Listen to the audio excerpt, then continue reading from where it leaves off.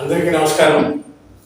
ఇటీవల ఆంధ్రప్రదేశ్లో కురిసిన భారీ వర్షానికి నదులు, వరదలు, వాగులు పొంగి పొర్లిపోయినాయి. అదేవిధంగా కృష్ణా జిల్లా అంటే ఎన్టీఆర్ జిల్లా, ఇప్పుడు ప్రజెంట్ ఎన్టీఆర్ జిల్లా ఓల్డ్ కృష్ణా జిల్లా, ఎన్టీఆర్ జిల్లాలో ఉన్న బుడమేరు అనే వాగు ఇది రకరకాలుగా మైలవరం నియోజకవర్గంలో పుట్టి మైలవరం నుంచి కొండపల్లి నుంచి ఇట్లా విజయవాడ నొన్న మీదుగా ఇలా పోతూ ఉంది. గన్నవరం నియోజకవర్గం మీదుగా ఈ వాగు పోతుంది. ఈ వాగు గతంలో హెవీ వర్షాలు వచ్చినప్పుడు ఈ వాగు పొంగి పొరుగుతూ ఉంది.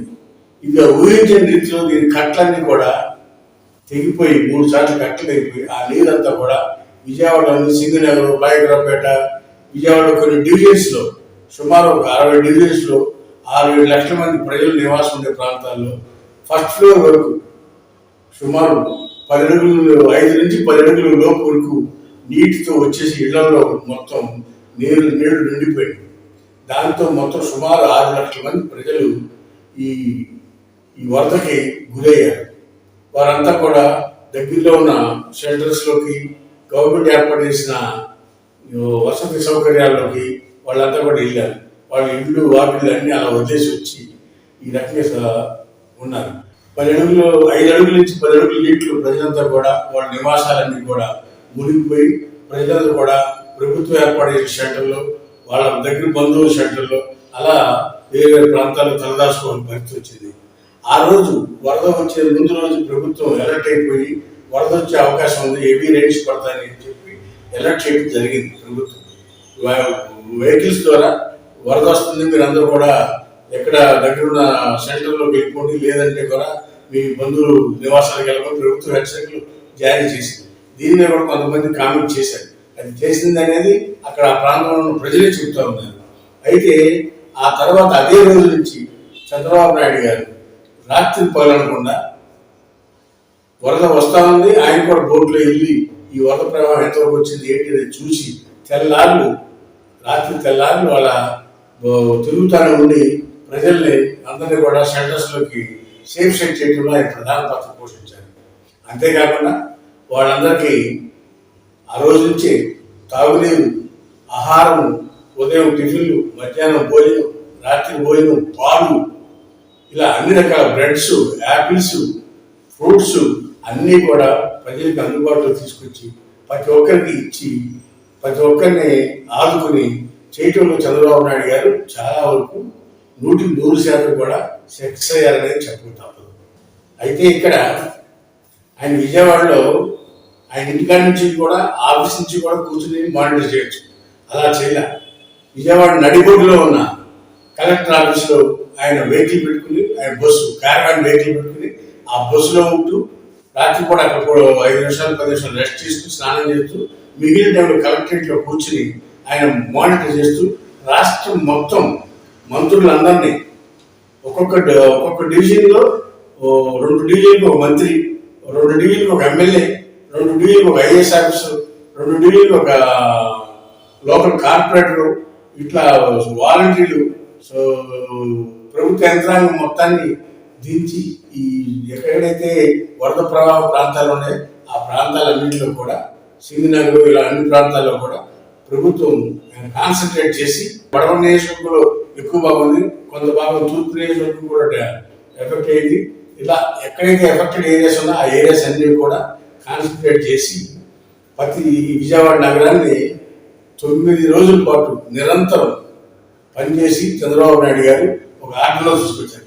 అంతేకాకుండా వారితో పాటు లోకేష్ గారు, అదేవిధంగా ఇరిగేషన్ మినిస్టర్ రామానాయుడు గారు అయితే 5-6 రోజుల పాటు ఆ కట్టల మీద ఉండి 3 సార్లు గండ్లు పడ్డాయి, బుడమేరు కట్టలు.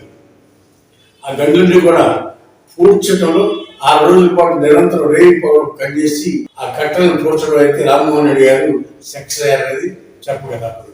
అంతేకాకుండా ఇక్కడ ప్రజలు ప్రాణ నష్టం లేకుండా కాపాడటంలో కానీ కేంద్ర ప్రభుత్వం మాట్లాడి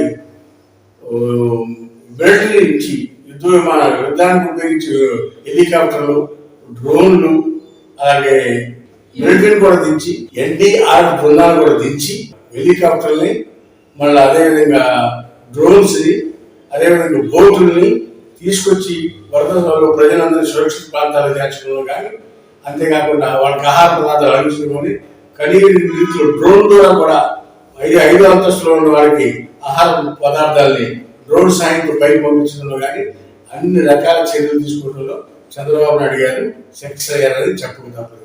వారి మంత్రివర్గం మొత్తం కూడా ఈ సహాయ కార్యక్రమాల్లో పాల్గొని ప్రతి ఒక్క ఎమ్మెల్యే కానీ మంత్రి కానీ ఈ ఇంట్లో పాల్గొన్నారు. అంతేకాకుండా జిల్లాలో రాష్ట్రంలో ఉన్న ఎమ్మెల్యేని కూడా తీసుకొచ్చి ఒక్కొక్క డివిజన్లో ఒక్కొక్క ఎమ్మెల్యేని అలా మంత్రుల్ని కాన్సన్ట్రేట్ చేయించి కూడా ఈ వరద ఎఫెక్టెడ్ నుంచి ప్రజల్ని కాపాడటంలో కానీ వాళ్ళని క్లీన్ చేయడంలో కానీ ముందుకు వచ్చారనేది అదంతా కూడా చంద్రబాబు నాయుడు గారి వల్లనే సాధ్యపడింది అనేది చెప్పక తప్పదు.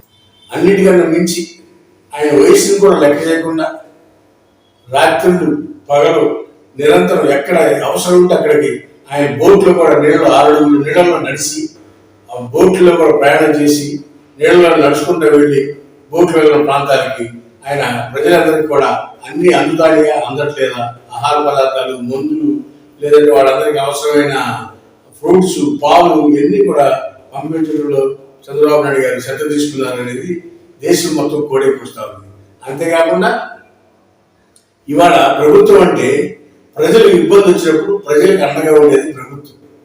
ఆ పాత్ర నిర్వహణలో ప్రభుత్వం చంద్రబాబు నాయుడు గారు ప్రజలకు భరోసా కల్పించారు. చంద్రబాబు గారు మాకేం బాధ లేదు, ఎంతమంది వరద వచ్చిన ఇబ్బందులు వచ్చినా మాకేం బాధ లేదు అనే విధంగా ఆయన మీద ఒక నమ్మకం అయితే అంతకుముందు విశాఖపట్నంలో ఉదులు వచ్చినప్పుడు కానీ ఇవాళ వాడు బుడమేరు వరదల్లో కానీ ప్రజలు చిరస్థాయిగా ప్రజల్లో మనసులో ఉండిపోతారు చంద్రబాబు నాయుడు గారిని ఈ సందర్భంగా చెప్పాలి తప్పదు. హాయ్ ఫ్రెండ్స్, మా ఫ్యూచర్ టుడే ఛానల్ చూస్తున్నందుకు చాలా థ్యాంక్స్. మరిన్ని లేటెస్ట్ వీడియోస్ కోసం వెంటనే సబ్స్క్రైబ్ చేయండి. అలాగే ఈ బెల్ ని కూడా రింగ్ చేసేయండి. మా లేటెస్ట్ వీడియోస్ నోటిఫికేషన్స్ అన్నీ మీ మొబైల్లో వస్తాయి. మా వీడియోస్ మీకు నచ్చితే లైక్ చేయండి, షేర్ చేయండి, నచ్చకపోతే కామెంట్ చేయండి.